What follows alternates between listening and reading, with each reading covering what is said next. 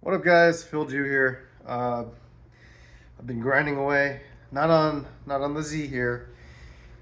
All I did was wash the bay, get rid of most of the oil. I got to go back with like a degreaser once more. There's like one like last layer of grease or oil.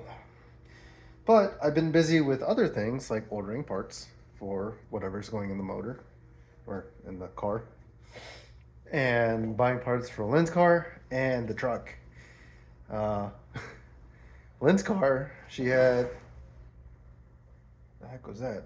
Anyways, Lynn's car started misfiring when she had an appointment up in Chicago.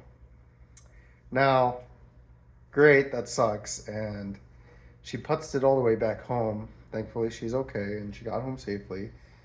But a dang coil pack going out on her car all the freaking time. So we got that ordered. And then I've been having a weird like turn signal, I'll turn on my right turn signal. It'll click once and then stop. Usually when the bulb's going out or something's happening, you get a rapid signal. Nope, just turned off. So I messed with it. It started doing the regular flicker thing, but I found something weird on it. I'll show you guys. So that something weird is, so my truck being, I guess, a higher trim, has these nice little lights for the tailgate area. Well, one, it's not really that bright, so not worth it. But I don't understand why this is all melted. And it has me concerned. The only thing behind this is, I think, a fuel filter, not fuel filter, a fuel pressure regulator.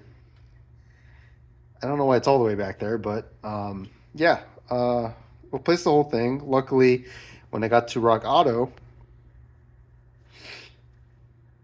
they had a replacement. I didn't get the exact replacement because it doesn't have this, but it was a whole voice crack. Still going through puberty. It had everything except this bottom connector here, which is for this light, and the harness. So I really didn't need to do any pulling because all that plastic is burnt, brittle, and this thing is going in the trash. Now, for the main reason of this video, I mentioned when I pulled the motor, I bent that line. I don't think I have a kink. Actually, that one actually might be kinked right at the fitting. So what did I do? I got some GKTech power steering lines. These are flexible, so if you catch these, kind of SOL, but at least they're flexible and they'll be out of the way, and at least you'll have some give before you break them. So just gonna do this real quick.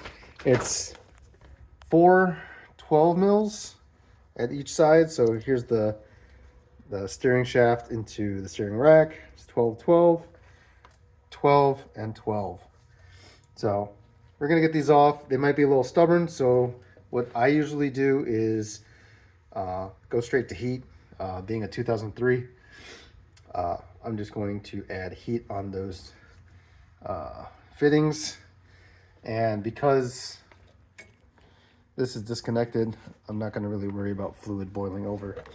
And just make sure nothing catches on fire, like these axles, or not these axles, what am I saying? These boots for the power steering and anything else that is close by. So I'm going to replace those and I'll show you how they look afterwards. All right, guys, this is what the power steering lines look like. These are a little too tall for my liking because of the swap that's going in, but we'll see how it goes. They have these fittings that goes from one thread to another thread. Be careful with those. Those can cross thread really easily, especially because when there's not much slack in the line. I know it looks like there is. There's not. It's like it'll give you maybe an extra inch, but then you're tensioned and then it's hard to get the nut on. So be careful with that. But yeah, these are what the GKTech power steering lines look like. They look good. I just hope that I don't have any clearance issues. So we'll see how that goes. See you guys.